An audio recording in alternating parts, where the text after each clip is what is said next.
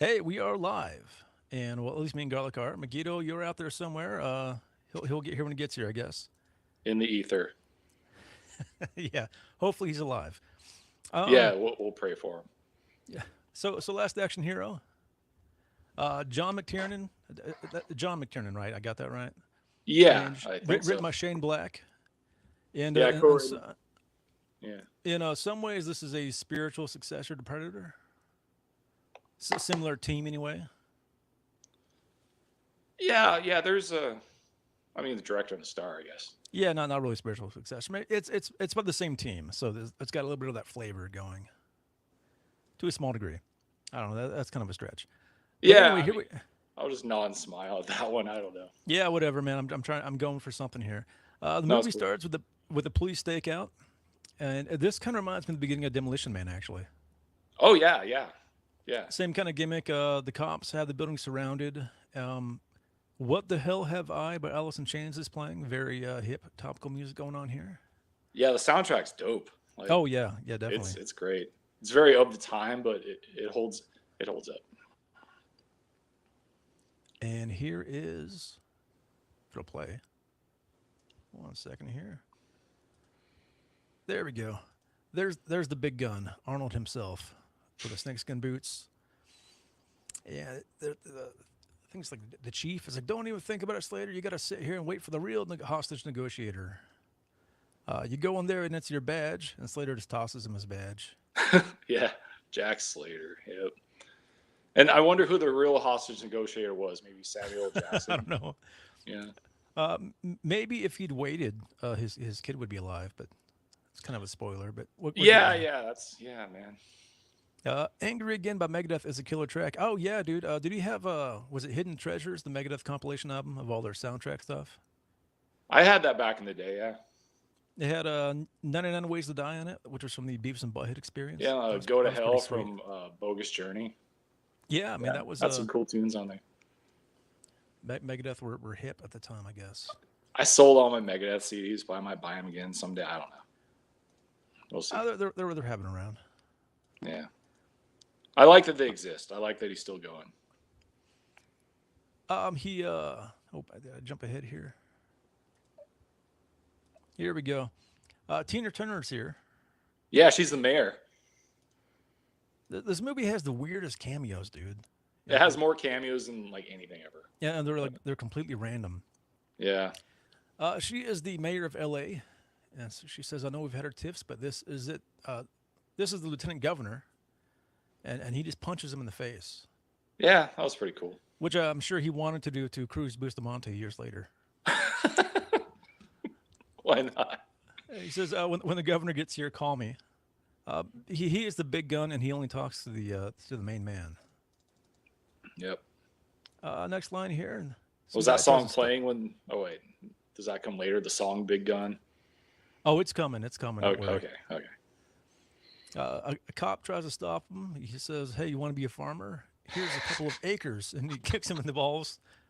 Um, It maybe actually took me a while to get that joke. Like first time I saw, it, I was like, okay, like, oh yeah, aching balls. All right, and I yeah. love how he launches them in the air. It's just, Hey, welcome aboard, Hev. We're happy to have you here. what's up, You know, Hev? customers suck sometimes. Most But of all the time, like they're but yeah. this is a pretty awful one-liner, but that's kind of in the spirit of the movie. It's kind of a It's self-aware. This movie's self-aware of all the shit, all the stupid, corny shit that it does. well. Arnold says that there's kind of a backlash building against the '80s action hero, and he blamed the Bill Clinton for it, the election of Bill Clinton. Yeah, I read that, and it's kind of funny if you look at who's in charge versus like what movies are popular. So, like the action heyday was the Reagan administration. Like That's true. the That's last true. Rambo movie came out in the last year of Reagan's administration until Bush was president. I Bush Jr. yeah. I was gonna tell you I just had a brain fart. Um, oh yeah, I know what I was gonna say. I think they were trying to get ahead of the backlash, and I think I don't think America was ready for this kind of era to end. I think a lot of people still wanted the 80s action hero. I don't Yeah. think people. I think Arnold kind of went in for the deconstruction too soon, Now we'd and have to move to the Philippines, right, you know? right. I think, and I think that's why it wasn't too popular. But it, and later on in hindsight, you can kind of see what he's doing here. Uh, Well, also this movie went straight up against Jurassic Park. yeah, yeah, that doesn't help So matters. there's all sorts of shit that happened that Right. really they shot themselves in the foot and in the other foot and probably gave Unfortunately, themselves a couple acres, you know. we have 6 more Jurassic Park movies now, or something like that, or 6 total. I think so. Yeah, there's like 3 Jurassic Parks and 3 Jurassic Worlds. So whatever. Yeah. I haven't Well, seen any of them ever. I have not watched a single Jurassic Park movie in my entire life ever. I think I saw the first 2 in theater, and I kind of, you know, I, I'm over it. I do wish we had 6 more Jack Slater movies though. Yeah, yeah. Arnold just kind of crushes this radio here, I and, love and, that. It's just like, oh, and he's got a big ass gun because he's the big gun. Christmas tree. Um, my first thought was Die Hard, but I guess this is a Shane Blackism. I guess he works Christmas into a lot of his movies. well, McTiernan did Die Hard, so Oh, okay. Well, there we go. yeah, and Die There, Hard 3. there's a lot of references in this movie. Oh yeah, Here is the here's one kind of coming up. This guy's got Jack's kid, and he's wearing chainmail. Is that a Commando reference? could be Bennett. Yeah. Well, what's interesting is this guy, the actor Tom Noonan, plays Kane in RoboCop 2. Yeah, yeah. That he was a hot property there for a minute, Tom Noonan. Well, he's in at I don't know least what he two does now. movies anyway. You're right, right. Well, he was pretty cool as Kane, and Oh yeah, yeah, that was great. Kane's bugging me. What's bugging you, Murph? We got to do Uh, RoboCop 2, man. oh yeah, it's on the list, dude. Don't worry, Sweet. it's on the list. Here's the guy. He's wearing chainmail, and he's asking him to disarm, and we get just one gun, Jack. And of course, he's got like 500 guns on him. Yeah, he does the Mad Max Beyond Thunderdome thing. And he throws a grenade, and he's like, unless you consider this a weapon. And the grenade is actually a knife that dude's kid stabs him in the foot with, and we get a epic axe duck here going. Yeah, it does a Matrix. And then the movie goes out of focus, and we meet the main character. I think it was Daniel. Daniel. Something. Danny Madigan, Danny Madigan. Yeah, there we annoying kid sidekick. Yeah. go. Trembling colors. Tom Noonan is great as the serial killer and Manhunter too. Okay, that's good to know. Oh I guess yeah. Yeah. Shit. I can see him as a serial killer type guy. Yeah. I mean, This everything that I've seen him in. Yeah. this movie theater is just wrecked, dude. This is like supposed to be in what, New York in the early '90s. The real world portion of this movie is very dystopic. Yeah, It seems like a terrifying place to live. yeah, And definitely this is pre 30 Giuliani. years ago, almost. Before Giuliani had everybody killed. Uh, hey Nick, the climax is on the fritz, and Nick is the eccentric movie theater guy. Yeah, I And like that character. he's cool. He's checking the print for Jack Slater 4, and he invites the kid to show up to it. Kind of encouraging the kids' delinquency, but we'll get back to that. I skipped school and work at a comic book store, and they Yeah, knew yeah. damn I well mean, I was I skipping did. school. Yeah. So. I don't think it's necessarily a bad thing. No. So he is in class, and they're watching the Laurence Olivier version of Hamlet, and he's watching like some monologue. He's like, "Oh, don't talk, just do it." And then the next scene we got. All right, this is good shit. This is like Oh, 10-10. it's phenomenal. Yeah. And there's no reason for it to be in the movie. It's just the kid's daydream, but it's Yeah, such a good scene. i- It it's adds nothing amazing. to the It's amazing. plot. It doesn't. Yeah, but it's like one of the best parts of the movie. Yeah, I think so too. And he's like, "Hey, Claudius, and you killed my father. Big mistake." He checks the guy out the window. I love in this scene, like everything's in black and white except for the fire, like Yeah, when he yeah. lights up stuff or shit blows up for no reason. And I think like there's like some red later and like something. But yeah. I really want to see this movie, Arnold as Hamlet. That would have Oh been yeah. sweet. That Yeah. would have been amazing. I think the Hamlet trailer is making fun of the Hamlet that stars Mel Gibson. I never saw that, but yeah, I could see that being a kind of a goof on Gibson. Yeah. I don't even know when that came out. There's a lot of good-hearted goofs in this movie. Yeah. It's that's the thing. This movie's really like good-hearted. It's fun. It is. It's It it's makes me wholesome smile to even. watch it. It's stay thy hand, fair prince. Yeah, we get who's such a fair, and then Arnold has the machine gun. And yeah, it's pretty sweet. To be or not to be. This is a pretty sweet shot too. Dude. Yeah. And not to be. And here's the castle blown up. So I mean, any YouTube video of Arnold's greatest hits, like best scenes, this one is near the top. Oh Like, yeah, yeah. definitely. To be or not to be, not to be. Like, yeah. And it doesn't even need to be in the movie at all, but it's great. Something I thought that was like maybe a little mean spirited towards the audience is it goes from this straight to the kid watching Looney Tunes. Kind of comparing these types of movies to Looney Tunes cartoons.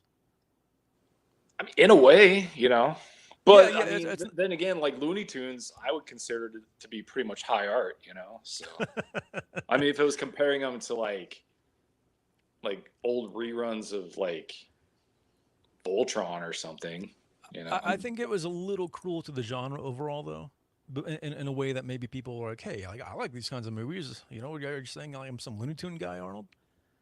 Well, I mean, I think the thing is, it's a and we'll come into later, but the physics of the action hero universe that Jack Slater comes Right. from are very Looney Tunes. They're very Warner Brothers. Well, also 'Cause- Arnold, yeah. he pokes a lot of fun at himself in this. So, Yeah. So like if you're signing up for that, you're signing up, to kind of get goofed on too. So it's all good by me. I'm not hating. I think Yeah. I don't think people were ready for that. I don't think people wanted him to poke fun at himself for them. Oh no, this movie, like nobody knew what the fuck was going on with this. Like they had no idea why it was happening or what was going on. Like, yeah. Well, Arnold was everybody's hero, and you don't want to see your hero kind of self-reflecting. You want to see him kicking ass. Yeah. All right, so his mom is mad. She's like, "Oh, you got to be going to school. You're at the movies again, weren't you? And that crazy old guy is an accessory." Yeah, I skip school a lot. You did too. Megiddo, I don't know if he did or not, but we'll ask him when he gets here. At least this guy is passionate about something. He's Yeah. obsessed with film at this young age. He might grow up to be the next Tarantino, hopefully minus the foot fetish. But he hey, at least this kid has a thing. It's probably, Yeah, and I mean the world that he's inhabiting just seems nightmarish. So Oh yeah, mean- this kid's life is horrible. It Yeah. makes you feel really bad. Yeah. She says, "I didn't choose any of this," and reveals that she's a widow. Kind of putting a load on the kid, man. Like, hey, it's not his fault. the mom seems like a good mom, Yeah, she's cool. So this kid doesn't have a dad, and Jack later, Arnold is basically his father figure, and I think that's part of why he's obsessed. Yeah. I mean, I'm sure the kid would be diagnosed with something nowadays, but He'd be put on pills, and yeah. he'd be. Back then, you could be a weird kid, and it wasn't such a bad thing. You had your space and that. Now it's more of a, you got to get drugged and lobotomized. Yeah, nobody put me on pills. All right, so she says, "Don't go to the movie theater and lock the door." She leaves, and he almost like he goes to sneak out, and some thug breaks in, almost immediately too. Yeah, he looks like an extra from the Warriors or something. He tells the kid to chain himself to the radiator, and then he puts the knife down and gives the kid a free shot, but the kid doesn't take it. And then he harangues the kid for not having anything cool. So this kid was humiliated and then told that he doesn't have any cool shit, you know. So it's pretty rough. He's having a bad day. Yeah. He should have listened to his mom. He should have. Here he is at the police department, and he is told to go straight home. You think the cops would give him a ride home, but maybe not. And the timing of that, yeah, he's I can't remember what time mom left him, but it seemed like it was pretty fast that he was at the police station and he still had time to go hit the midnight showing of Jack Slater 4. Well, here he is at the movie. And he's like, well, fuck it. I'm going to go to the movie theater anyway. Yeah. Things can't get any worse than they already are. Homeboy here, he always wanted to be a magician, but his hands were too small. And he worked here back when it was still a vaudeville house and got a job as a projectionist, and not much, but it's still show business. Yeah, I understand that. As somebody, here we are. Yeah. It's still, we're streaming to 3 people, but hey, it's still show business, right? Yeah, he's doing what he loves. And, you know, we're doing this because we like doing it. All right. Next shot here. It's a magic ticket. This was given to Houdini, who gave it to him, and was given to him by the best magician in India, and it was given to him by the best magician in Tibet. It's a passport to another world. It was mine, and now it's yours. A little bit of Willy Wonka vibes. A little bit of Gremlins vibes, too. It's kind of like a monkey's paw. And, in 1993, I don't know how old this fucking guy would have to be to have known Houdini, you know? Yeah, I was thinking that, too. I was like, vaudeville? Like, what? How old are you, dude? Yeah. Let's say he looks 70. Maybe he's 80. Yeah, mid 70s. So we'll take 70 years off of 1990. So like in the 20s? Yeah. But that's when he's born, you know? And didn't Houdini die in the 30s? Well, he would have been born in like 1910, I think. So he would have been like a 10-year-old around 1920, 1923. I don't know. It is fishy. It is kind of weird, though, because you think of old people now as just boomers. And like, hey, you want to hear about Woodstock? I'm like, no, I don't. Because you've been fucking telling me about it my entire life. I don't care about the brown acid, bro. Yeah. Whereas, like, back then, like, you met Houdini. That actually sounds kind of cool. I want to hear about Houdini. Yeah. I don't want to hear about fucking Crosby, Stills, and Nash, but Houdini, yeah, that sounds sweet, dude. Greatest generation, you know? Yeah. So, things were just better back then. You had cooler old people. Sorry, yeah. I'm throwing you under the bus Crosby, for this Stills, and Nash. Seriously. Fuck that shit, dude. He says, what's it do, Nick? And he said, never had the courage to find out. This ticket has a mind of its own. It does what it wants to do. Oh, okay. Very ominous. Yeah. And I think it's cool that he brings up Houdini, because Houdini, I mean, he was a weird guy, and who knows what kind of shit he was into. So if you kind of take all the sort of fictional aspects of like stories that have been told about him, like, yeah, sure, Houdini could have been like traveling between worlds in the multiverse or whatever. And like, whatever, yeah. Kind of like Lord of Illusions. Yeah. Where maybe the magic guy actually knows some weird shit. Yeah. What was that newer movie with it was about magicians? It had, The Prestige? No, not that one. It was the goofier one with now you can see with Woody Harrelson. Yeah. There's 2 of them. Yeah. Now you see me. I watched them over at my mom's house. Yeah, okay. She likes magician movies. There's probably some weird shit in those movies, you know. Yeah. The Prestige was cool though. The Illusionist. I like everybody like names like real movies, and I'm like thinking of the goofy, fun movies. But yeah, that sounds cool too. The Illusionist, Franco Colombo film, and I thought that was kind of cool. He's Arnie's giving his buddy the rub. Yeah. And we got this is of course Franco Colombo, the 1976 and 1981 Mr. Olympia, and Arnold's best bud. Oh, cool! Like, I had no idea, dude. So that's. And he's also a filmmaker. He made Beretta's Island, and there he's in the middle there, and there's Arnie. Oh shit. Trembling Colors. Houdini did a lot of debunking of spiritualists. He really hated them with a passion. Hey, that's good to know. Oh, cool. Sweet. All right, next scene here. All right, Angry Again by Megadeth is playing. One of the better Megadeth songs of the era.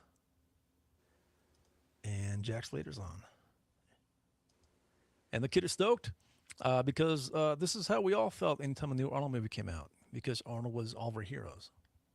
All of us Amen. hero, I guess. Hopefully in the Last Action Universe metaverse, that maybe Arnold didn't turn out to be what he is today. Maybe he's still a hero in that universe. He didn't But sell his soul to regardless, the demonic Illuminati. yeah, it is nice to be reminded of a more innocent time when we still had heroes. All right, we got Italian gangster guy Tony Vivaldi, played by Anthony Quinn. Yeah, And he the has casting Jackson. of this movie is just out to lunch, man. Yeah, it's all over the place. He has Slater's favorite second cousin tied to a chair. And he admits that he and his pals are controlling all the drugs in Southern California. I am no crime expert, but I never would have guessed that Italians controlled all the drugs in Southern California. But you learn something new every day. Yeah, Let's leave it at that. I just had to go cross country. Yeah. Mr. Benedict, played by Charles Dance. This guy was a very good villain in this, basically Deadshot. He's doing the classic British villain kind of gimmick. Yeah, Charles Dance has always been pretty like Peter Cushing, like that sort of type, like real kind of cold and methodical, menacing. Yeah, he's sweet. Yeah. Truman Killers, except for Raw Deal, that was a shitty one of the 80s. I never saw Raw Deal. I wouldn't say it's shitty, but I'd say this is better than Raw Deal for sure. I haven't seen Raw Deal or Red Heat. So Red Heat's kind of shitty. I mean, I'm deficient in my Arnold. I also haven't seen the of those. one. They're not top tier. What was that one with Jeff Bridges where he's a bodybuilder guy that came out in the 70s? I haven't seen that one either. Oh fuck, I don't know. Well, regardless, I kind of think Arnold's filmography starts at Conan. Anything before that's just non-canon, Yeah, I mean, as much as you might like Hercules in New York, was the villain pre-Conan? Yeah, that was like 79, I think. I thought the villain was pretty cool. I never saw that. Isn't he it's kind of live like a action big guy in there? Or is it's live action Bugs Bunny with him and Kirk Douglas. Oh. I'll give it a stuff. see. He does have one good 70s movie, and Pumping Iron. Sure. Counts, yeah, that's more of a documentary. Yeah. Well, it literally is a documentary. But, yeah. Here we go. Arnie is bringing his cousin groceries for his favorite second cousin. Whatever, The police are about to burst in because they think it's a drug house, and Arnie's like very casual. It's like, "Oh, hey guys, about to break in here." "Oh, you have the wrong guy. It's my cousin. He's cool." One thing about this movie is it really does take the piss out of like some of the writing in the old action movies. And even though like Jack Slater says it's a Columbia movie because this was a Columbia movie, it's really more like a Golden Globus type thing, like a Canon Films franchise that they just happen to get Arnold. Yeah, that's the fun. It's not really deconstructing Arnold movies. It's deconstructing like Golden Globus or Canon. Yeah, just kind of like dipshit action movies of the 80s. Because most of his were pretty like high level. Like they had good, pretty sharp big budgets. for the most part. Yeah. This is great. He's like, Tony Vivaldi and the Charlie Marber joining forces. I'm out of here. And then he dies. Yeah. He just like faint, swoon. This was good. This was like Simpsons tier. It kind of reminded me of McBain. Yeah. It was definitely cheesy, but fun. And then there's like some notes that he has on a letter, and like they're a countdown. I couldn't get the shit eater off my face like the entire time I watched this. Like it's just a fun fucking movie. Yeah, maybe one of the more fun ones we've reviewed here. Way more fun than Batman Forever. Yeah, man. Wow. Yeah. He's jumping away here, and the kid's like, "Oh, he's okay, minor wound. Both cops are dead." and here's another McBain thing. Oh yeah. Oh, 2 days to retirement. Yeah, and they have the little Lethal Weapon musical cue because Michael Kamen does the score to this and does those. So Right here comes the highlight. All right, here come the thugs, and here's Big Gun by AC/DC. okay, This is they still have the King's X drummer for this song. It was produced by Rick Rubin, like the follow up one was, but it's very much more in the style of Thunderstruck. I thought yeah, it's more the '80s heavy metal AC/DC and not the throwback AC/DC. I So liked the it. song, And, I mean, yeah, it's a non-album track, so it was recorded specifically for this movie, and yeah, it's pretty rad. is this their last hit? AC/DC? Have they had like any major? I'm sure they probably did. I think Black Ice went double platinum in 2008. All their But records sell. They just don't really get radio. Well, I mean, nobody gets radio play anymore, but I think this was AC/DC's last hurrah as part of the zeitgeist before they were kind of a radio band. Here we go. We get another Acme reference. They get a bunch of dynamite that they're just kind of throwing around nonchalantly. which is funny because you think this would be a Warner Brothers movie, but it's not. Right. Good old Sony. Homeboys tickets glowing, and some of the dynamite lands in the theater. And he gets blown into the screen by the dynamite, and now he's in the back of Jack's car. They blow up an ice cream truck, and an ice cream cone kills a guy. That's pretty sweet. That was pretty rad. This guy's got a chain gun. Oh, all the heavies in this look like delightfully sleazy. Like Yeah. they all look like the biggest scumbags on the planet. You don't see that much anymore in movies, really. They don't have there's not a big casting call of sleazy guys anymore. Yeah, there's a lot of like cool sleazy guy actors, like Robert Davi or the guy who played Warriors Come Out and Play, that guy who's in like Ford Fairlane, a bunch of shit. Trembling Colors, He's a Stiff Upper pro. Lip, or Satellite Blues are the last ones I remember being hits in the early 2000s. I remember Satellite Blues and not liking it. I don't even remember Satellite Blues. Like I don't think I Uh, listened to any of those albums. It's they got the Satellite Blues, and I think they're on a satellite in the video, but like a really shitty low budget one. That's on the Stiff Upper Lip album. Yeah, I think so. Around 2000, I think I Okay. remember seeing the video around 2001. Chain gun, and we get a Terminator 2 reference here. Yeah. Pretty sweet. I think the dynamic of this is very T2, except I think this kid is like 100 times more likable than Eddie Furlong. And Do you Eddie say Furlong's unlikable or likable? this guy is more likable Oh, than, okay. than Eddie Furlong. Well, Eddie Furlong, his like voice was changing or something, and his voice sounded like nails on a chalkboard that entire movie of him just A little screeching. bit, yeah. For being the annoying kid sidekick, like I think this kid did a pretty good job, and this movie's self-aware enough to realize he is the annoying kid sidekick. So there's a lot of these movies where you have one of those, like, why the fuck are you doing this? Like Blind Fury. It's like, it's Satoichi, dude. It's not Lone Wolf and Cub. Just make it Satoichi. Al Leong is the Asian henchman that is in every 80s and 90s action movie.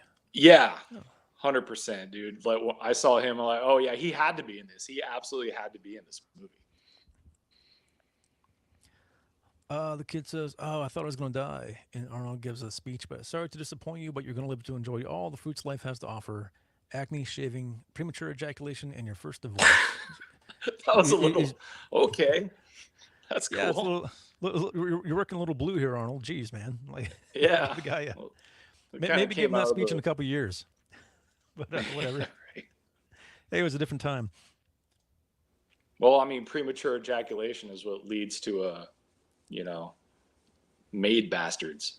That's true. You should have warned him about that. You should have told him, "Hey, kid, don't fuck your maid." But yeah, maybe I don't think he done it yet. Yeah. They're hiding Pull and out. pray in this doesn't little always thing work, here. Arnold. And they're gonna play a game of chicken with this guy, who looks like amazing heavy look here. This guy looks Yeah. like he'll do a horrible. Is that anybody of note? I don't know. Possibly. Well, I mean, with how many people cameo in this movie, I'm surprised that Jesse never showed up. You know, Yeah, because that's he's true. in, yeah, or like dude from Sonny from Predator, or whatever. You know. Jesse was kind of an Arnold toady at the time. Oh yeah, He, he was like macho to Arnold's Hulk, dude. Totally. he was in Batman and Robin. Yeah, yeah. He's in The Running Man. All right, so the bad guys lose their nerve, and the truck ends up blowing up for no reason at all. It just kind of goes through the air, Yeah, yeah. explodes. Part It's of the great. Slaterverse, just shit explodes, and that goes back to the old canon movies, like truck fucking turns over an American Ninja, and then it just explodes. Yeah, the truck goes through a wall, and there's a bunch of hot babes in here for no reason. Yep, yep. It's great. Oh, he's the guy who gets shot off the roof in Predator 2. Okay, so he that's cool. Yeah. And what do we got here? There's Sharon Stone, a little cameo, Yep. and this is cool here. Yeah, there's All of it. Mr. T1000. Yeah, he was on his way to his Wayne's World cameo. Yeah, he was. Actually, no, I this is guess probably after Wayne's World, so yeah. I guess he cameoed in a lot of shit. He was milking the Yeah, gimmick. as the T1000, it's like that's all they could do. Right. It's a bummer. Here is the LAPD. It's a very colorful, I guess you could say. Yeah, I It looks. love the set design. It's great. It's like this super Oh yeah. like comic booky like metropolitan thing. Yeah, we got some hot chick with a shotgun arresting a fat guy. What else we got here? Oh, his ex-wife calls and he has a cassette tape that titled "The Shrew," and he puts that on to deal with her. Which I mean, There, more on this later. Yeah, right, right. I kind of thought this was sort of just all these guys always have an ex-wife because they were like, cops on the Right, edge right. and down on their luck and hit the booze and whatever, you know. But it's funny Uh, that yeah, more on that later. this guy's teaming up partners, and he's like, "Roosh, you're teamed with the rabbi." So we get this fun You little can never visual do here. that now. They would No, not do no, that now. no. That's like a total Mel Brooks thing right there, you know, It is, yeah, yeah. or Abrams Zucker, you know. Here's the animated cat just shoving his hand up this chick's ass. Um, Yeah, wow, what was that cat's name? Um, Whiskers, yeah, he's awesome, and, Danny and DeVito. and he's voiced by Danny DeVito. Yeah, Yeah, he's great. and the kid is like, "I can And just prove this yeah, is a movie. That's a cartoon cat." And Arnie's just completely unfazed. He's like, "Yeah, it's he's, like he's cool." yeah, he had to take some time off, you know. He's back. All right, the kid is starting to drop some meta knowledge now on these guys to prove that this is a movie. And he's like, "After your wife left you for the circus midget, and Jack told everyone he drove her to the diphtheria clinic." And this guy's like, "Hey, you said he'd never tell anybody about that." Yeah, And Arnie's like, "I didn't." and isn't this guy the police captain from 48 Hours? Maybe. I don't know. I don't know. I don't think I've seen that one in a Because long, this long guy time. is like he's kind of like your quintessential like angry yelling police captain. Right, right. Here is Trembling, let us know. here's your new partner. So this kid's now partners with Arnie. Yeah, they sign him the kid that he's like watching over as his partner. Like, of course, that's what happens in stupid action movies. Like, they just deputize a kid. And he says, "I'm right. If this were the real world, they wouldn't make me your partner. They'd assign me to a social worker."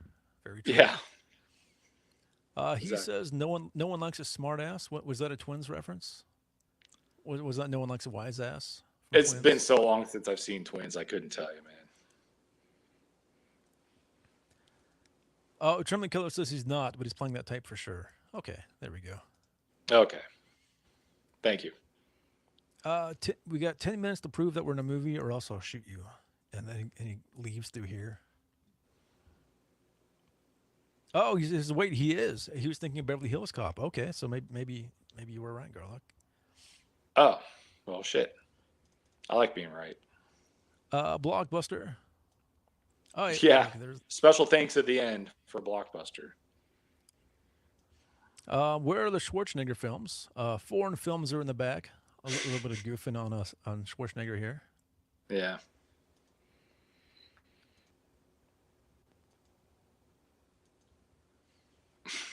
Here's Stallone. This is impossible. And he's like, what do you mean it's impossible? He's fantastic.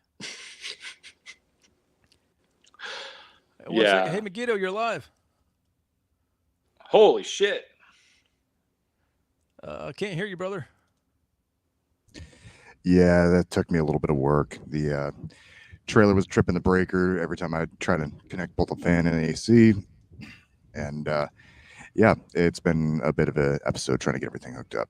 Oh, So, well, we're glad you're here. We are at this part now, Megiddo. Here's Stallone. nice. Yeah. By the way, am I getting too much noise here? No, you sound fine. I can hear you just fine. Am I a little quiet at all? You're a little loud, actually. Oh, okay. I don't know how that works. I got the gain up pretty high. The kid points out this girl right here is way too attractive to be working at a video store. And Arnie's like, there's some hot video store chicks back in the day, but you know. Arnie says she should be working with us. Where are all the ordinary women? They don't exist because this is a movie. And he's like, no, this is California. I think at one California. I think at one point that was probably true. Yeah, it seems like, especially in 90s movies, they went a lot more for the more attractive women, even for your most standard, basic, low-end person. But the truth is, honestly, you're you know this pretty well if you've ever been there. Especially back in the 90s, there were a lot of really attractive women, even in crappy jobs. It's not that implausible. Well, even in a place like Portland, if you go from 82nd Avenue to downtown, or maybe not downtown, but to Hawthorne, the attractiveness meter goes up exponentially. But it's still like at 2%, you know? Like right. Portland sucks. I'm sorry, man. There's like no hot chicks in Portland. Okay. Well, not anymore. No. But, what do we got here? Did he poop out again? Or he said BRB? Okay. Oh, he vanished. I don't know. Okay, Mr. I think he said Non-Believer, be right back. I don't know. I'll take you to the house where your cousin Frank was tortured. And there's a good bit where Arnie goes on a rant. And the kid's like, you think you're funny, don't you? He's like, of course. I'm the famous comedian Arnold Schwarzenegger. Braunschweiger. Schwarzenegger, Gesundheit. Some more goofing on himself here. Yeah.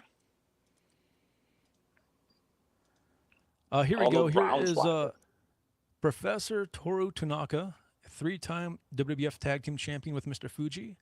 Hell and yeah. He was also Sub-Zero in The Running Man. Oh, yeah. And I mean, he's totally just oddball right here, you know. Or odd job, I'm sorry. Odd jobbing it up. Yeah. Yep. Oddball. What the fuck, dude? Arnie says, hey, we'd like to talk to the drug dealer of the house. And he was like, what? Arnie says, I'll be back. I bet you didn't know that was coming. And the kid's like, of course I do. That's like your calling card. So some more references here. Yeah, that was cool. Oh, yeah. Make no mistake, they are exceptionally well trained. And the guy snaps his fingers and the dogs do a... This is more like kind of Mel Brooksy. Yeah. This is pretty... It's goofy. Yeah, if I snap my fingers that's the whole again, point. Like this world just plays on different rule sets, and it really is sort of a living live-action cartoon, the Jack Slater verse. If I snap my fingers again, sometime tomorrow you emerge from several canine recti. I never thought of there being a plural version of rectum, but I guess it's recti. Yeah, the more you know. One to grow on. Arnold says, how are you going to snap your fingers after I rip off both your thumbs? That kind of reminded me of a tamer version of the, the pull out your goddamn spine, that one. Take those papers and, from a, what the fuck was that? Can't remember. That was Running Man, wasn't it? I think so. Yeah. Like you choke on it and pull out your goddamn spine. Dude tells him to have a nice day. The have a nice day smiley face was kind of like a 90s meme. Yeah, when did that originate? Probably in the late 60s or early 70s. And it was like a hot shit ticket item back then. Well, you had Mick Foley who worked the gimmick. Also Forrest Gump. Yeah. But yeah, it came out like way earlier than any of that. Come on, Jack. That guy's got to be guilty of something. Yeah, he's guilty of being an asshole. If I arrest him, I have to arrest half of Congress. Yeah. And here we are now. All right. Babe answers the door and kisses the kid. And we turn it. This is Arnie's daughter, and she's waiting for Skeezy, some freshman, to show up. They're supposed to kiss them as a prank or something. Yeah. Kid named Skeezy. We learned that the Ripper kills Arnie's kid. When he falls off the building, he pulls Arnie's kid down with him. Yeah. Pretty bummer. Vaughn.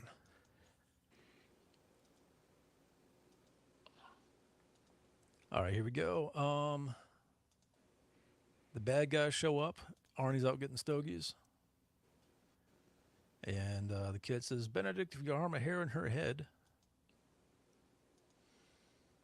And what's he do? He pulls out one of her hairs and kind of breaks it in front of the kid just to be a dick. Yeah, that was silly. It was fun. And it had the real nice little sound effect, like, doink, you know. Like. And Benedict says, Sherlock Holmes said, if you eliminate all logical solutions to a problem, the illogical, however impossible, is invariably true. I know your name is Daniel Madigan. What I don't understand is how you know mine. And then he says, I should tell you that I've killed people smarter and younger than you. Pretty cold line. Pretty villainous. Yeah, that was good. I like that. Not afraid to kill a kid. The kid tricks them into burning the counterfeit money so that Jack Slater can see the color changing when he returns home. Sends a smoke signal. Yeah.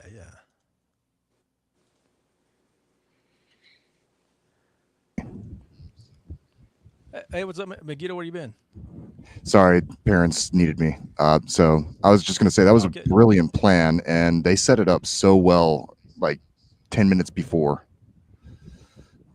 the color changing money. Yeah. Yeah, that was cool. One of the bad guys punches Arnie's daughter, and she says, "Big mistake," and starts kicking everybody's. I think she breaks the guy's neck. It's a family line. Yeah. We get a little Mexican standoff here. You kill me, and I'll kill him. Then Skeezy shows up, this hapless idiot kid here. If this were made today, they might have just had Skeezy get shot. I'm glad they didn't. Yeah. This movie's much more good-natured than that, so you don't see Skeezy get his head blown off, which is nice. This was a good gag, though, because I completely forgot about him. Yeah, you actually kind of forget about him and wonder. At first, I was wondering, wait, where is he? When they first showed up, I'm going, wait, wasn't Skeezy supposed to show up about this time? So I guess he was running late. Unlucky for him. Here's Mr. Slater. He's back, and he's killing these two guys. And he yanks an electrical cord out of the wall to shock this guy's leg to make him shoot somebody else. That was rad. Very convoluted, but awesome kind of scene. The bad guy peppers the room with a shotgun, but Arnie kind of grabs the gun. This is a very Jason Voorhees, very like Jack Slater's like the invincible bad guy to the villains. He says, "Don't give up your day job," and then they shoot him in the chest. But he has a bulletproof vest on. Yeah, he just like rips out a huge vest under his shirt, which obviously wasn't there in the first place. Right. Like, oh yeah, come prepared, you know. It's movie magic.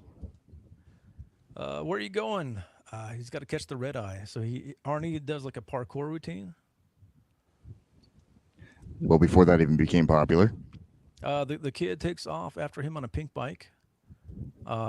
He's gonna play chicken, but then he realizes that he's like, oh shit, I'm a comedy sidekick. I'm gonna die. Yeah, it's like I'll be safe because I'm the kid. Like, you never killed a kid, but oh shit, I'm a comedy sidekick. And I kind of thought this bike was sort of like the bike that Josh Brolin had to ride in the Goonies. Yeah. We get the ET gag, and the next scene here we got another giant moon. I think they were intentionally making it just massive because in so many movies they make the moon way bigger than it actually is. But there may be some symbolism to that as well. I don't know, maybe a Shane Black thing, but I just think it looks good. Yeah. I think this movie is just 100% like overt. I don't think there's any like undercut things to it. Yeah. It's just like, this is what it is. It's just super it in your really face. doesn't seem Like, there's like no it. hidden symbolism. It's just a shitpost kind of movie. It's not like Batman Forever where it's just, you know, a love letter to the Illuminati and Satan, you know. Yeah, nothing. although Sodom and Gomorrah. This is kind of interesting though in the meta sense here. We got the bad guy here, and he's got like his warrior ethos kind of room. He's got all the guns and the hunting shit, and he's got. They made him kind of nihilistic, which is fun. The moon thing is a takeoff on Tony Scott's style, I think. Okay, that's interesting. I like Tony Scott. Yeah, he was kind of the schlocky action director of the 80s, sure. I noticed there's a lot of Greek statues. And he is a Cyclops. And here one second here. Is he in Plato's cave? A little bit of villain texture here. Could be. By the way, because here he breaks out of the fantasy world into the real world. I thought well, that was kind of the last action hero real world. Yeah. Because the real world doesn't have Jack Slater movies. That's true. I got to be a little bit nerdy here real quick. The original pronunciation in the Latin is Cyclopes or Cyclopes. It's weird because there's no soft C in Latin. So just little fun tidbit. I would not expect anybody to actually say Cyclopes or Cyclopes. Well, I certainly wouldn't. Oh, Cyclope. Yeah, I remember that in senior humanities class. Like, we'd always just scream out Cyclops, and the teacher would be like, Cyclopes! Like, yeah. All right, lady. Arnie's pad is all busted up here. And the kid writes down a dirty word on the word pad here, and he's like, "Hey, Arnold, say this." And he's like, "Come on, man, I'm not saying that." And he's like, Which is funny because he was allowed one. You're allowed one in a PG-13 movie. Maybe not back then, though. You're allowed one F-bomb, and it actually comes. I can actually point that out later, but yeah, there is one in the movie. But he says it in the real world, though, right? Yeah. No, actually. Oh, he doesn't. Okay. So it's kind of a 2-layer deep F-bomb. Okay. Here we go. We got when the comp's like, "Hey, what's this?" And the eyeball is a bomb. That says "Vengeance is mine." We got this. Everybody's still in there. Like in theory, everybody should be dead. But they're fine. Here's homeboy going, "Hey, give me your badge," with smoke coming out of his ears. Yeah, they're just covered in smoke and soot, you know. Arnie shoots the bad guy in the motel closet. And the guy's like, "How do you know he was in there?" I was like, "Oh, there's always one in there." He has the Bart Simpson closet going. Yep, with the same outfit every day. He says, "I only wanted to be a good cop, but I kept getting involved in these crazy adventures. But the craziest part is I kept surviving." And the kid's like, "Yeah, these are the sequels. They got to get harder." Then he admits that he pays a cashier at a drugstore to call him at work so that his coworkers think he has a private life. "My ex-wife is happily remarried. She never calls. Very sad." It's kind of an intricate plot to go through just to make people think that you might have. I don't know. It's weird, but bummer. It does fit in a lot with the '90s tropes, with the absent father and the mother taking away the kids and kids not knowing their dad very well. That was pretty common throughout '90s actual movies, especially family movies. Leo DeFart is going to pass gas for the last time. Some fat mobster guy is going to die. I really like this movie. I think this entire sequence could have been cut out of it, and it wouldn't have been hurt. It kind of drags on. It's a little bit of a bridge too far, like the exploding, farting bad guy, dead. Yeah, it was dead monster. it was like, come on, guys, we don't need this kind of shit. Must wonder if they were going a little meta with that. I don't know what that would mean. Megiddo. Well, basically, they're making fun of it in the movie, and yeah, we're making fun of it in real life. I don't know. I just think it was I mean, was there a real life story about an exploding, farting dead guy? Yeah, I don't think so. Well, actually, maybe not. They may have been. he told the kid to stay in the They car. covered it up, dude. And the guy has like a billion guns in the car for the kid to hang on to. Would never happen today. No, because modern trunks won't fit that many guns. Right. It's probably a Tesseract or something. Arnie gets betrayed by his buddy. Next to the golden trash cans. Oh, yeah, I didn't even notice those. Don't trust him. He killed Mozart. Right. That part. I think you skipped his buddy. Well, you know, he's kind of tangential. I'm trying to make this not a 3-hour thing. No, but he does say, you know, I've killed a lot of people. I can't remember half of them. That's a pretty good bad guy line. Yeah, it was actually similar to the Raul Julia one in Street Fighter. We should do that one. Yeah, that's a pretty good movie. The kid gets chained up again. He tries to save Jack, but he gets the gun taken away and chained to a pipe. But the key from earlier in the movie works, and he saves Jack. But then they both get captured by thugs. And ironically, that's actually kind of realistic. Oh, those keys working on multiple handcuffs? Yeah, they don't have a very complex lock mechanism. You can pretty much use any police key for any police cuffs. They get saved by Whiskers. Whiskers is awesome. I love Whiskers. I do like this. Arnie is Slater is sneaking into the funeral, so he puts on a hat. He's wearing the same signature outfit, you know, but he's got a hat on this time, so it's obviously a different guy. It'll work though in his universe logic. It'll work. Yeah, exactly. This man is not dead. He lifts the fat guy up. The fat guy gets hooked on this thing here. Everybody at the funeral has a gun, and they're out to get Arnold. They get killed by the helicopter. That's also after Arnold. They should have had them die by getting killed by the helicopter blades. That would have just been perfect. Well, then yeah, you couldn't get the PG-13 though. You know, bunch of body parts ripping up. You know, so, that's true. So the fat guy lands in the tar pit. There's a giant fart bubble. Arnold says silent but deadly. Bring the car around. I'm sorry, go ahead. All the movies where like the explosive gets like dumped into the water, and then you see the boom, you know. But since this is a tar pit, it's just a fart bubble. It's great. Bring the car around. I can't. The helicopter landed on it. I hate when that happens. The kid points out that tar actually sticks to some people, but not to this guy. Which was a nice little lampshade hanging.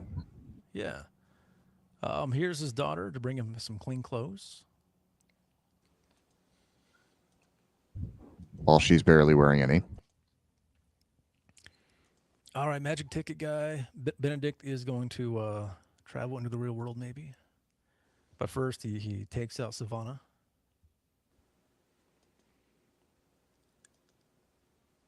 And he says... Yeah, and the whole movie, like, they have Tywin here correcting Anthony Quinn on, like, he's mixing his metaphors or something. And it's like, oh, you've pulled it's a repeating gag that doesn't really work all that well, but it's not terrible.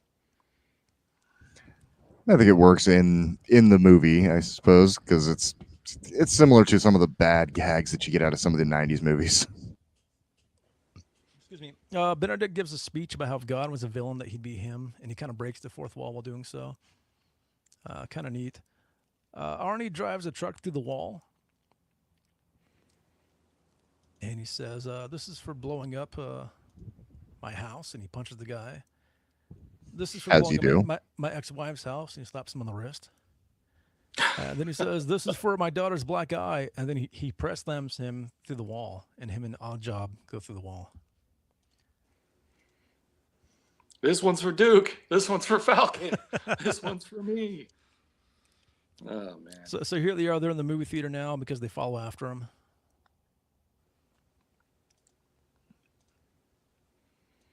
Arnie shoots at the car, expecting it to explode, and he's like, "Oh, my gun doesn't work." GTA would be disappointed. Yeah, he punches out a car window and hurts his hand. That's another cool thing. We got another round of chicken. And Arnie is saved by an airbag, but Oddjob is killed because of no airbag. I love that he has all the car knowledge there, even though he's from the movie universe where they probably wouldn't exist.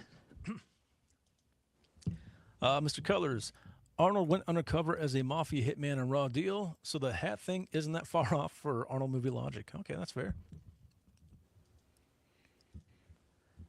All right, here we go. We got the movie poster, and there's also some Burger King over here. Arnie kind of has a mental break because he's like, "Oh shit, I'm just a movie guy. That's not good." I think I probably would too. Yeah. They go back Learn to your Nick's fictional pad. characters. Slater finds out he's imaginary, is not thrilled about it. Nick says, "Hey, there's a lot of worse things than movies. There's politicians and wars and forest fires and famine and plague, pain, warts, and politicians. Did I already say that? Well, they're twice as bad as everything else." Damn, Arnold. Half of They which go for Arnold. the low-hanging fruit in this one, but it's kind of cool. And it's just hilarious to think about the fact that Arnie was probably, I think, 10 years out from actually being a politician at this point. Yeah. Arnold takes him home to his mom. Hello, Miss Madigan. Arnold Braunschneiger. Next scene here, we got the Benedict walking around. He gets propositioned by a lady of the night. And he's like, "What? How old are you?" Next scene here. Because the hookers in his universe are all going to be like hot and overage. You know? Right. Yeah, exactly. Somebody gets killed and they take his shoes. And he's like, "No screams, no sirens." This is funny. I've just murdered a man. He's like, "Hello, I need to test a theory." And he shoots a guy. And he shouts out, "Hey, I murdered a guy. I want to confess." And nobody cares. That's especially prescient for nowadays. If you're in a city, dude, it's like, whatever. Yeah. All right, next scene here. Cops will be there in an hour. So Arnie is macking on dude's mom. I think it's kind of implied that maybe something might have happened. Can you blame him? Well, you look just like him. You're obviously much more intelligent. What do you think Arnold's bookshelf looks like? Do you think he's read like Foucault or William Gibson or any other kind of postmodern stuff before he made this movie? Because he did go to college and he hangs out like in libertine, kind of circles. I would actually assume that Arnold is probably pretty well read. Oh yeah, definitely. I think so. It's just 100 copies of Mein Kampf.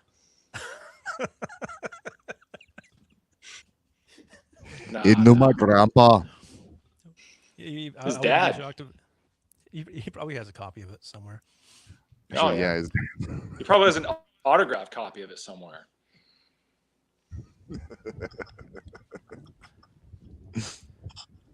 All right, next scene here.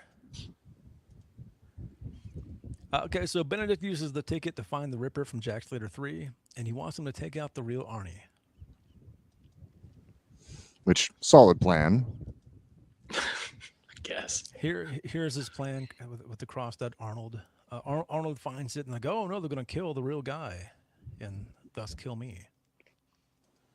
Which I don't even know if it would really work that way, because the way I see this movie is it's not so much that Jack Slater is a fictional character. It's just that he inhabits a universe where all of this shit and the logic that work, inside that universe just works in the same way that the movies do. So it's sort of like the old DC Comics multiverse where the Flash, the Earth 2 Flash had comic books for the Earth 1 Flash, and vice versa.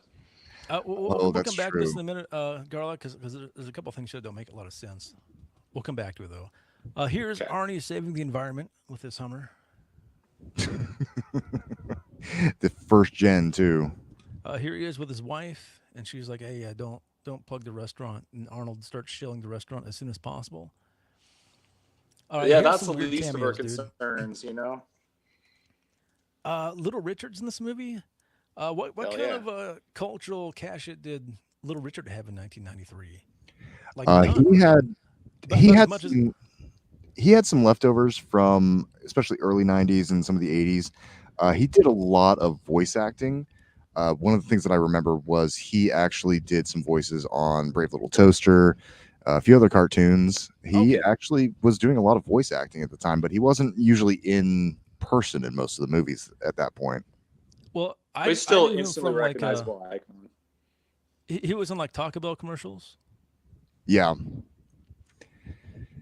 So Who that's even more. who is the 2022 Little Richard equivalent? Oh, It would be like having Eddie Vedder in the movie. Rick Astley. No, I don't think Rick Astley. No, Rick Astley is too far back. Well, Yeah. Little Richard, I mean, he's an icon, so like, Yeah, okay. we don't have icons anymore. Like, Yeah. the Little Richard for 2022 would be Little Richard. you know? Okay. Little Richard was always showing up on talk shows in the 90s. I remember he became that kind of personality. Okay, that's fair. So here he Yeah. is. I guess Little Richard But was yeah, still, instantly recognizable icon. Like, he was super awesome. still over at the time, I guess. Yeah. This is cool. They think this is Tom Noonan, and it's like, oh, he's an amazing method villain. What are you doing Yeah. here, Tom Noonan? I thought I might kill someone. He's in his own So- cosplay. So if he kills somebody, will Tom Noonan be arrested? I hope so. I would think that they would have the same fingerprints, same DNA. Yeah. Next scene here. Here is the real Tom Noonan. Almost little as scary gag. looking. In Not some a ways, man. more scary. Yeah. Here's Wear a hat, Belushi bro. or Jim Belushi. Another kind of weird cameo. Yeah, Red Heat, man. Like, I watched that recently. It wasn't super awesome. Has Jim Belushi ever really been that over? No, not really. I mean, Tango and Cash, no. Or I no, mean, I oh, don't not know. Tango. I mean, Turner and Hooch. My bad. Tango and Cash is awesome. Right. No, Turner and Hooch. Like when everybody had to team up with a fucking dog, you know? We get Chevy Chase, or I'm sorry, Chevy Chase and Damon Wayans. Chevy kind of gives us like a nice little pratfall where he's like, oh, and he almost falls on his ass. So he kind of like gave a little something. He was fresh off of I think the. this is about the time where he had Brothers. his own talk show, the Chevy Chase show, which lasted like 3 months. Yeah, I think And Chevy, he did. Chevy, He did pratfalls on that all the time, like he fell into cement or whatever. he was I he was watched still it. I over. was like, He was still a Yeah. star. I would say like a 93, 94. yeah, He was on his way down. yeah, and he probably, Unfortunately. yeah. I mean, he's a dickhead, you know, so he probably did it himself. But Jim Belushi is like Matt Hardy. No one cares. People want the other brother. Yeah, that's fair. Yeah. that's a good take. Yeah. Yeah. Or Here we Liam go. Hemsworth. Here's Van Damme. I kind of wish Van Damme was in the movie, not just as a cameo. That would have been pretty cool. And I guess that's sort of a callback to McTiernan and Arnie because he was supposed to play the Predator, the Kung Fu Yeah. Predator. Here's Hammer. And Yep. Hammer wants to be on the soundtrack for Jack Slater, but he was So, not okay. included. Oh, go ahead. Oh, go. You finish yours, and I'll do my thing. Oh, well, he wasn't even on the soundtrack to this movie. Yeah. So Like, here's the like thing. Hammer was like, kind of this- dissed. Yeah, this cannot be set in any sort of like iteration of our real world because Hammer was not remotely fucking relevant in 1993. Like, and I don't know why he was even in this movie because he was just like done sauce even by then. When did Pumps and a Bump come out? Everybody should watch MC Search's Vlad TV interview about Hammer or Redman's interviews about Hammer. Because MC Hammer was apparently like the most gangster guy around back then, and everybody's terrified of him. If you talk shit about Hammer back then, like him and 100 dudes would show up at your place and fuck you up. So Yeah, maybe I that's could believe. something I mean, maybe. he had money, you know. He had like a Yeah. $32 million mansion, but I mean, now he works at Taco Bell, you know. Yeah, pretty much. Yeah. That's what happens when you give all of your money away to your friends and family that just keep begging for it. Or just blow it on horse shit and don't understand that you have to pay fucking property taxes and shit like that, you know. That as well. But, yeah, please, Hammer, don't hurt me. You know, I'm scared. Jack opens fire on the Ripper, but is tackled by the real Arnold, because this is what the real Arnold would totally do in real life, because he's actually a real hero, right, guys? Oh yes, yes. Arnold Maybe Schwarzenegger. 93. True. Arnold's put himself over a little hard here, which is cool. We'll let it slide. Next scene here, we got the Jack Slater and Arnie meeting. Which the studio. the, Go ahead. the effects on this actually came through pretty well. I pretty well appreciated how good of a job they did with doing the split thing, because there's been some bad ones in the past. The studio should let me know when they're planning a stunt. And he says, you know, you're the best celebrity look-alike I've ever seen. This is a little self-indulgent here, where you have Jack Slater talking to the paparazzi, kind of giving us the bird's eye view of what it must be like to be Arnold.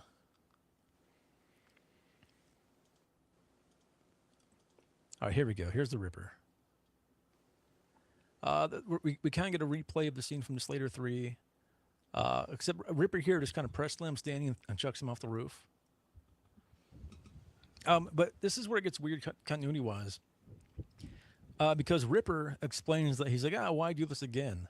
But how would he have known? Because I assume Benedict got him out of the movie before this scene.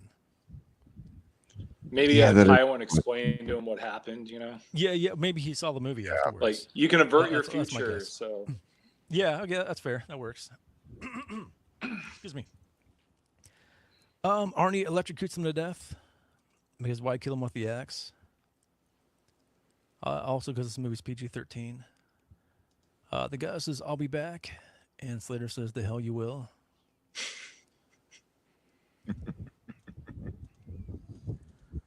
Arnie says a prayer to God. Oh, God, please don't let him die. Because he hadn't sold a soul to the devil yet. He saves Danny and chucks him back on the roof with one arm. And then he says that he dislocated his shoulder. Here's Benedict. He says, will a morgue suffice? Let me back up here a little bit. Gentlemen, since you're about to die anyway, I might as well tell you the entire plot. He says that he's going to get Dracula, he can get King Kong, Freddy Krueger, surprise party with Adolf Hitler, Hannibal Lecter can do the catering, and then we'll have a christening for Rosemary's Baby. They're lining up to get it here because in this world, the bad guys can win. So he's going to basically bring about Armageddon. Or is he going to get Hitler from Triumph of the Will? I guess. Well, is movie Hitler? Is that real Hitler? Can he just go watch a downfall or something? Or what was Yeah, come out he could probably pull him, or he could just go have back to be and like Springtime for Germany or something, you know? Yeah. Well, yeah. If he watches, awesome. he goes and watches the producers and he steals Hitler from that. Is that really? I don't know how this works. So the movie within the movie within the movie would that would actually be impressive. Yeah, this movie is not some Matrix or Truman Show style like meta deep dive kind of thing. This is just a shit post after shit post, and it's fun. Yeah. They don't go too deep, and I love it for that. Oh, this movie's mud puddle shallow. You know, it's great. Oh yeah. Arnold gets shot in the chest. Danny gets bitch slapped and starts crying, but he's faking it, and he kicks Benedict in the back of the head. And Tough kid. No sequel for you. And Arnie shoots him and he explodes. He shoots him in the eye and his eye explodes for no reason. Maybe it was another bomb. Yeah. That's a good point, Trembling. I mean, yeah, if you just pull Hitler out, it's just Hitler. It's not like he has any power or anybody. Nobody would fucking listen to him.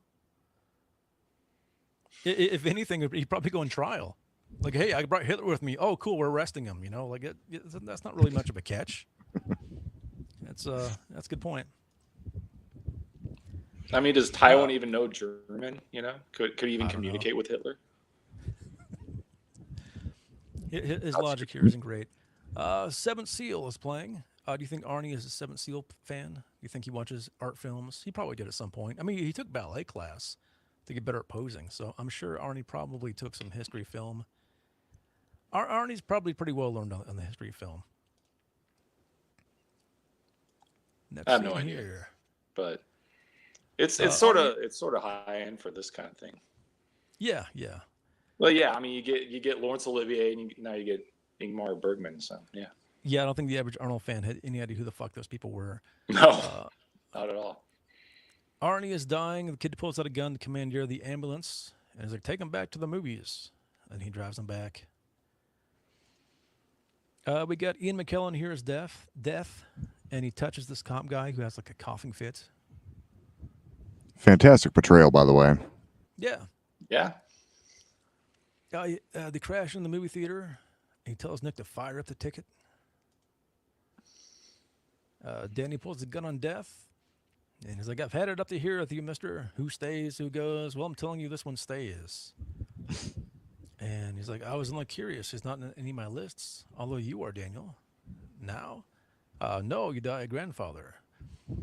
He asks Death for help. Death says, I don't do fiction. And he says, you're a brave young man, but unfortunately not very bright. If I were you, I'd be looking for the other half of that ticket. Well, that's pretty good. I didn't think of that. Yeah, I didn't either. It's like, wow, thanks, Ian McKellen, Death. Yeah, totally. And This is it's interesting. that he knew that the other half of the ticket would also work, because my first thought was that when he tore it, that the part that got torn off wouldn't work. Well, he's Death. He's a fucking primordial entity, you know, outside of truth. Here Nick says, let's hear it for Houdini, and we get the all-seeing eye. I think the meaning of this is that Myth cannot die. Jack Slater is a myth. Therefore, he cannot die because he's a part of the monomyth. And it can't die because it's a creation of Providence. That was my take. Works for me. Yeah, whatever. Yep. I don't think this is a super sinister all-seeing eye. I think it just more represents Providence. I could be wrong. Here's Whiskers. And Whiskers like, oh shit, Slater's hurt. Slater's giving a little speech about how he's just an imaginary hero and Danny has a real life, and he needs you out there to believe in me.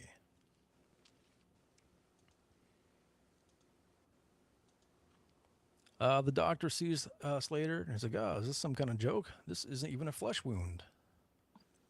Like dead center mass, shot in the chest. Yep. Right. Yep.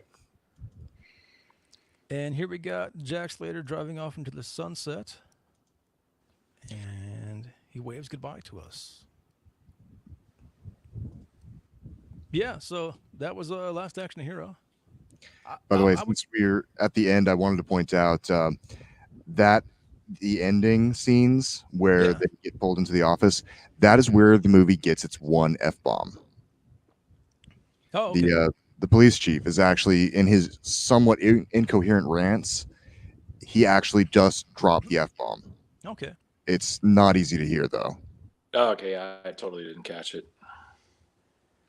So I'd give this movie like a 8 out of 10, maybe a 7.5. Obviously, it's not like Predator tier, it's not Terminator tier, but it was pretty good. Arnold. I thought it could have been cut down by about 20 minutes. Yeah. There was. What are you going to cut? Hamlet? You know? Well, you're not getting that. I would have cut the fat fart guy. What was his name? Yeah. But yeah, I liked it. It was pretty good. I get like why it a it was lot. maligned. Yeah, it was pretty good. What do you think, Megiddo? It was I your really movie. liked it. You're the one who picked Yeah. this, so I assume you No, liked it. I've been a fan of the movie just because it didn't take itself all too seriously. I thought that a lot of the comedy did land, especially for the age group that it was kind of intended for, early teens. I think it was perfectly done for that. Well, It's still they're not going to be getting the Seventh Seal or fucking Laurence Olivier though. no, unless they're like theater nerds or something. And I'm sure there were some theater nerd kids that were watching the movie and they got that. But I still think that there were some things that were left in there, not necessarily for the kids, but that was pretty common among family movies at the time. You know, they would put plenty of little bits and pieces of stuff that only adults are going to get. Well, They do that today. this movie did take me back to the time when Arnold was everybody's hero and was kind of like nostalgic in that sense. Yeah. And it kind of made me sad. And it's like, oh man, Arnold's kind of a douche now. But This movie's Yeah, equally high concept and low brow. yeah, So that's about right. there's a lot of stuff in it that a lot of the like dumbass normies wouldn't even understand. Like, how can he go in the movie? I don't get it. Like, what's going on? Like, why are there two Arnolds? I don't get it. You know, but there's enough stupid shit in here to keep like dummies like us happy. But there's also enough high concept stuff to keep like the smart parts of us happy as well. Well, I think America was a less sophisticated place at the time in 93, 94. This was pre-Matrix. Matrix kind of like laid out the idea of this kind of thing and then like pulled everybody along step by step so they can like, oh, okay, that's how that works. And here everyone's just like, what the fuck is this? Maybe I'm being too Matrix cruel just to left people. out all the dick and fart jokes. Right. Yeah. Pretty good movie. I dug it. Fun stream. Any other thoughts, guys? 4.5 out of 5. I fucking love this movie. I can't Okay. help it. I don't even care. Like, I'm unapologetic. Yeah. I It's one think really okay, so to analyze Arnold's career, in my mind there's 3 phases. There's like the classic phase of like starting at Conan and ending somewhere in the early 90s. Then there's a second phase that leads him up to the governorship, and then there's the third phase, which is like old man Arnold, and that's like whatever. So I'm trying to figure out if this is like the end of the beginning or the beginning of the end for Arnold, because I love this movie, but it didn't do jack shit in the box office. Critics hated it. Nobody understood it. It was too long. Even the director, it's like, we rushed it. But I kind of think of it as like being like the last like classic Arnold movie for at least a while. I would say True Lies because it was a James Cameron movie and it did a Yeah. shitload of box office. I feel like that was his last hurrah as a major star. When did that one come out? Was that like 97 or something? 90? I think it was 95. Okay. Hev likes to pretend that he died after being a subpar governor. Yeah, that's probably Yeah. I'm with you there. Trillion Killers. I'd say this is the end of the prime phase too. By the time Eraser came out, even as a kid, I was like, like that looks fun. I don't fucking care about Eraser. It doesn't look very cool. I saw that in And- the theater. I don't remember a fucking thing about it. And I think by Batman and Robin kind of drove a stake through the heart of Arnold as a major star. Batman and Robin was a stake through many hearts. Yeah. Right. It also really hurt the regular action genre for a long time. It destroyed cape shit for a while. Oh, and- I guess Blade was like just a couple years later. So yeah, Blade. End of really Days was so terrible. Terminator 3 was also terrible. End of Days, I tried to watch recently. I didn't finish it. Terminator 3 is like that was painful. everybody in about Arnold is awful. I like Terminator 3 okay, but it's kind of like Terminator 2.5. Yeah. True Lies was 94, so the year after this. So yeah, that could have been the end. Okay, 94. I would say All right, 94 cool. is maybe the end of Prime Arnold, and this is like what, True Lies 93? is- Yeah, True Lies is going out on a bang though. I thought that was a pretty good one too. Yeah, Charlton Not- Heston in it, right? I think I Yeah. only saw that like once. So Yeah, it's not the most rewatchable, but it was definitely it was not a bad Arnie movie. Nah, that's pretty good. All right, guys. I mean, another, I watched this one just a couple months ago, and I was happy to watch it again for the stream. yeah, so. it was good. It was good. Oh yeah. It's fun. It's super fun flick. I couldn't stop smiling. Yeah, fuck the haters. Only thing Arnold has done good in 20 plus years is have a bastard kid that's not a Kennedy. Yeah, sounds about right. Oh, here's. Do you think Arnold will come out eating bugs here soon, or do you think he's too made for that? I think it'll be John Cena. Yeah, it'll be Cena. Cena seems like he's willing to like humiliate himself, to stay relevant. So I think he'll be the guy eating the bugs. Yeah, when you come out and apologize to China in Mandarin, you're pretty low in the Yeah. respectability scale. Can you imagine Hulk Hogan doing that in 1993? Unfathomable. There's no Hulk way. Hogan in 1993 would have punched somebody doing that. Apologizing to Iran or something. I don't know. Yeah, but no, I think that's I think about wraps it up, guys. Thanks for coming on, and Thanks for having me. thanks for watching, guys. Check you next time.